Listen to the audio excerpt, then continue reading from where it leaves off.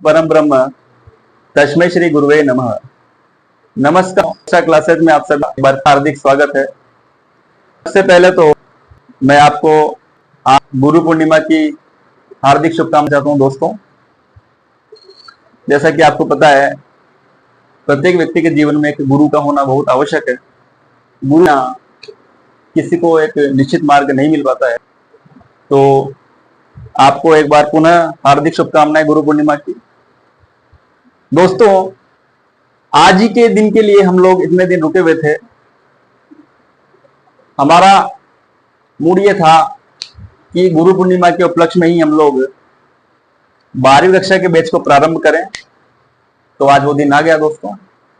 आपको जैसा कि स्लाइड में दिख रहा होगा, एक्स्ट्रा क्लासेस आप सभी के लिए 12th आरबीएससी के जितने भी स्टूडेंट्स हैं उन सभी के लिए इंग्लिश कंपलसरी की क्लासेज आज से शुरू करने जा रहा है। तो बिना देरी करते हुए आज की स्लाइड को हम शुरू करते हैं दोस्तों। जैसा कि आपको मैंने सिलेबस में बताया था, आपके सिलेबस में 4 नंबर का एक मैटर है जिसमें 4 टॉपिक आपको सिलेबस में दिए गए हैं। उसमें सबसे पहले तो है नोटिस। नोटिस का मतलब मैंने बताया था, जिसे हम इंफॉर्मेशन से ले सकते हैं, सूचना से ले सकते हैं। उसके बाद सेकंड आपको दिख रहा होगा एडवर्टाइजमेंट, जिसका मीनिंग हिंदी में होता है विज्ञापन। उसके बाद थर्ड नंबर पे आपको दिख रहा होगा आर्ग्यूमेंट। इस आर्ग्यूमेंट का मतलब होता है तर्क वितर्क कर लेना या किसी भी मुद्दे पर पक्ष विपक्ष की बात को रख देना, यही आर्ग्यूमेंट होता है। और एक इसी में आपके एक टॉपिक का नाम है रिप्लाईज ऑफ इनविटेशन। इसका मतलब होता है किसी भी व्यक्ति के द्वारा यदि आपको इनवाइट किया जाता है किसी फंक्शन में, तो उस इनविटेशन का आप अगर रिप्लाई करते हो तो रिप्लाई करने के 2 तरीके होते हैं। एक तो डिक्लाइन होता है और एक एक्सेप्टिंग होता है। वही हमें इसमें लिखना होता है। तो दोस्तों, 4 टॉपिक में से एग्जाम में आएंगे आपके 2 क्वेश्चन। कितने क्वेश्चन आएंगे? 2 क्वेश्चन। और 2 में से आपको आंसर कितने का देना है? सिर्फ 1 का देना है दोस्तों। कितने का देना होगा? 1 का ही आंसर आपको देना है। तो उस 1 में से जो सबसे पहले हम पढ़ने वाले हैं, वो आज हमारा जो टॉपिक रहने वाला है वो होगा दोस्तों नोटिस। क्या होगा? नोटिस होगा।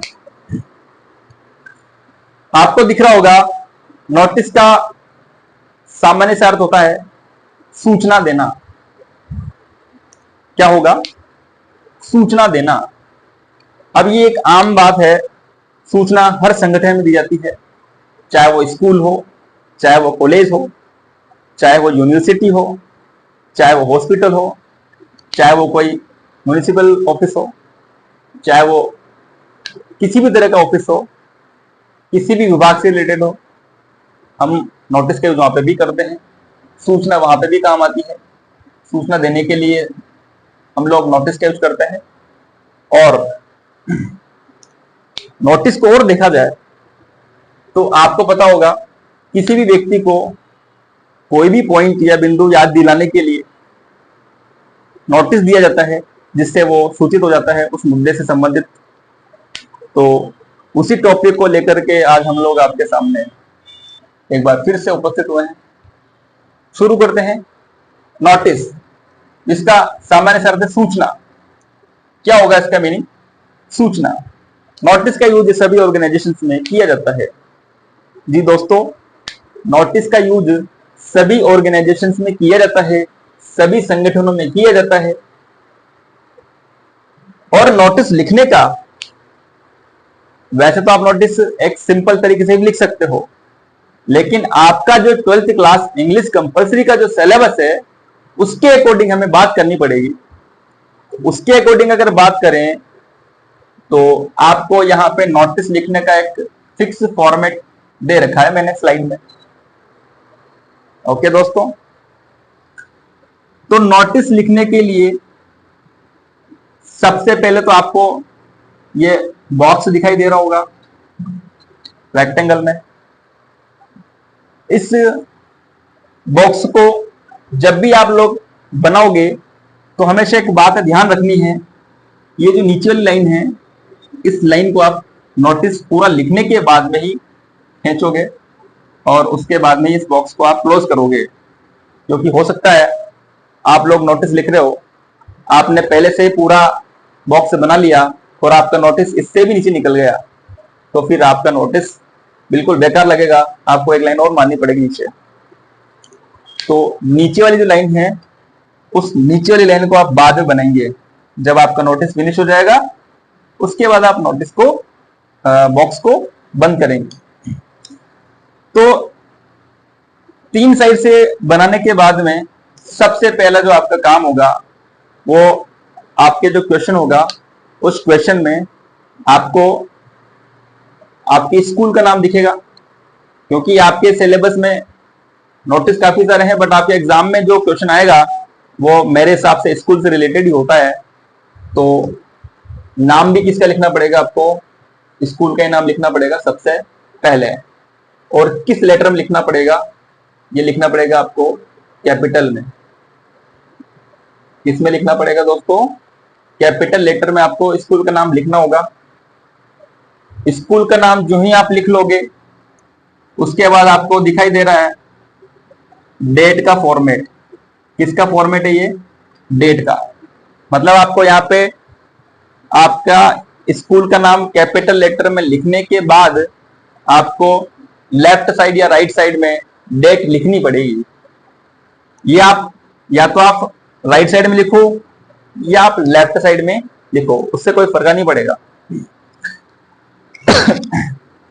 स्कूल का नाम लिखने के बाद, डेट लिखने के बाद आपको नोटिस ये जो वर्ड है ये कैपिटल में लिख लेना है। इसको कैपिटल में लिख लेना है। किसमें लिख लेना है, इसको भी कैपिटल लेटर में ही लिख लेना है। और ये लिखने के बाद में नेक्स्ट आपको लिखना है टाइटल। क्या लिखना है दोस्तों, टाइटल। अब टाइटल तो आपके क्वेश्चन में ही आपको क्लियर दे रखा होगा। टाइटल कुछ भी हो सकता है, जैसे एजुकेशनल टूर हो सकता है, ब्लड डोनेशन कैंप हो सकता है, पल्स पोलियो कैंप हो सकता है, हिस्टोरिकल टूर हो सकता है। आपके स्कूल में अगर ट्री प्लांटेशन किया जा रहा है तो वो भी हो सकता है। तो अकॉर्डिंग टू योर क्वेश्चन आपको टाइटल फाइंड करना है और आपको टाइटल का नाम यहाँ पे लिखना है।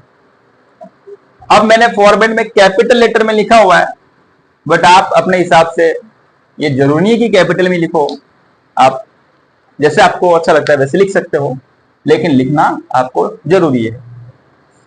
उसके बाद में जिसके लिए ये फॉर्मेट बना है, सबसे इंपॉर्टेंट चीज इंफॉर्मेशन। ये फॉर्मेट जो बना है वो इंफॉर्मेशन के लिए बना है। इस फॉर्मेट में जो सबसे इंपॉर्टेंट इंफॉर्मेशन जो आपको देनी है वो इंफॉर्मेशन इस रो के अंदर, इस फॉर्मेट के अंदर आपको लिखनी है। इंफॉर्मेशन का जो कॉलम है इसको आप मैन बॉडी ऑफ नोटिस भी बोल सकते हो। क्या बोल सकते हो दोस्तों, man body of notice. Notice सूचना लिखने के बाद आपको यहाँ पे दिख रहा होगा ये जो नेम लिखना है, ये किसका लिखना है, नोटिस लिखने वाले का। किसका लिखना है, नोटिस लिखने वाले का नाम लिखना है।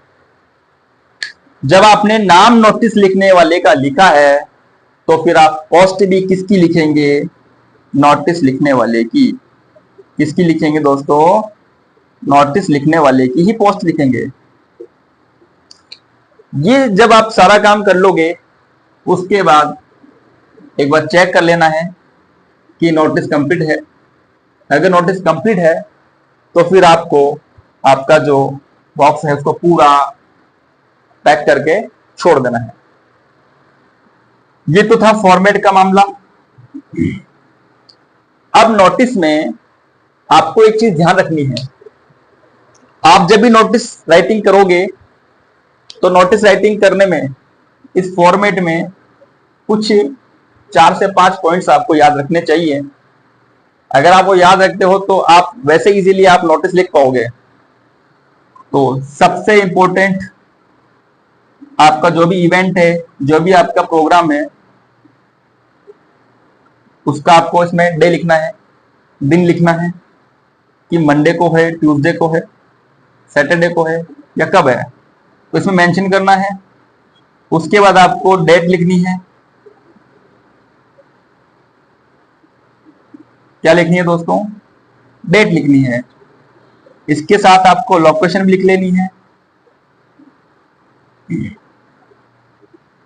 क्या लिखनी है दोस्तों? लोकेशन भी लिख लेनी है। और लोकेशन लिखने के बाद आप लोग टाइम भी लिख सकते हो कि प्रोग्राम कितनी बजे है, जो भी आपका इवेंट है वो कितनी बजे है, कैंप कितनी बजे है, वो लिखना है। और एक पॉइंट और है, ड्यूरेशन। इसका मतलब होता है अवधि। कोई भी प्रोग्राम हो गया, जो कोई भी स्कूल का फंक्शन है या कुछ भी है, उसकी अवधि कितनी है वो आप इसमें मेंशन कर सकते हो। तो 5 पॉइंट मैंने बताया आपको। एक तो मैंने बताया आपको डे, मतलब किस दिन प्रोग्राम है वो मेंशन कर सकते हो। इसके बाद मैंने बताया आपको डेट, प्रोग्राम की डेट। दोस्तों ध्यान रखना, ये डेट नोटिस लिखने वाली है। कौन सी डेट है? ये नोटिस लिखने वाली डेट है। ये वाली जो डेट है ये प्रोग्राम की डेट है कि प्रोग्राम कब है, इसका आपको विशेष रूप से ध्यान रखना पड़ेगा। लोकेशन, नोटिस में जो प्रोग्राम है उसकी लोकेशन, स्कूल कैंपस में प्रोग्राम है या प्रोग्राम स्कूल से बाहर कहीं ऑडिटोरियम में, कहीं होटल में, कहीं रिसोर्ट में है, तो वो आप इसमें मेंशन कर सकते हो। टाइमिंग क्या है, क्योंकि नोटिस में आप बच्चों को टाइम बताओगे तभी तो वो एग्जैक्ट टाइम पे आएंगे ना, तो ये ध्यान रखना है। और एक आपके बचता है ड्यूरेशन। अगर मान लो कोई कैंप है तो हो सकता है कैंप 3 से 4 दिन का हो, 5 दिन का हो, तो ड्यूरेशन आपको मेंशन करनी चाहिए। अगर आप ये 5 पॉइंट्स को याद रखते हो तो ऑलरेडी आप एक नोटिस को परफेक्टली लिख पाओगे। तो आपको ये ध्यान रखना है।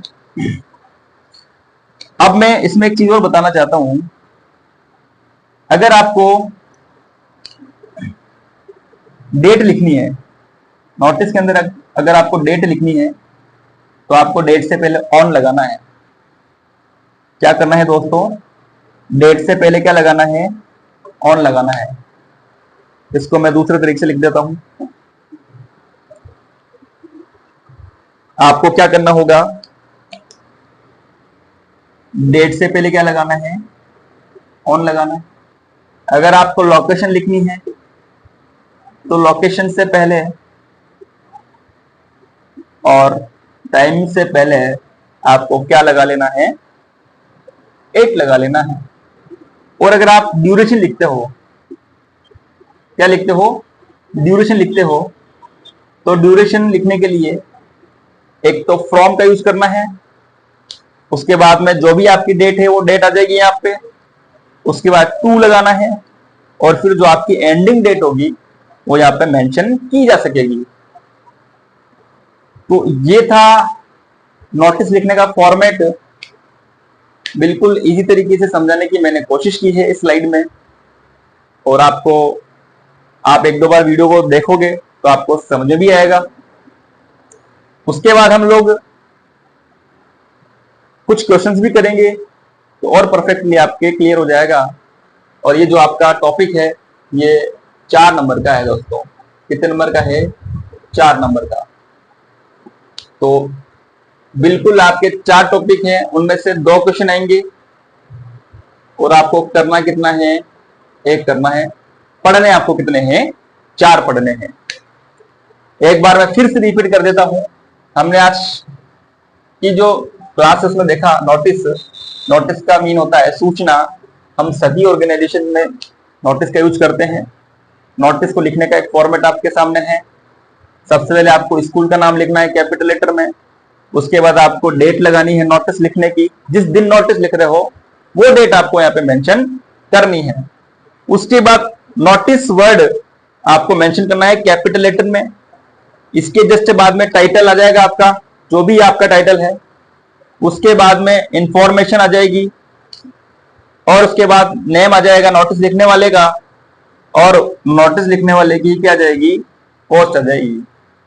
अब इसमें लास्ट जो आपको बात ध्यान रखनी है वो ये है कि 4 नंबर का है और इसकी जो मैक्सिमम लिमिट है लिखने की वो 50 वर्ड्स है दोस्तों, तो इसका आपको बिल्कुल ध्यान रखना है। आज के लिए इतना ही काफी है। हम लोग फिर से मिलेंगे कुछ क्वेश्चंस की क्लास के साथ। तब तक के लिए आप स्वस्थ रहें, मस्त रहें। आज की क्लास में इतना ही, कल फिर मिलेंगे। तब तक के लिए आप सभी को शुभ रात्रि, राधे राधे, जय श्री राम।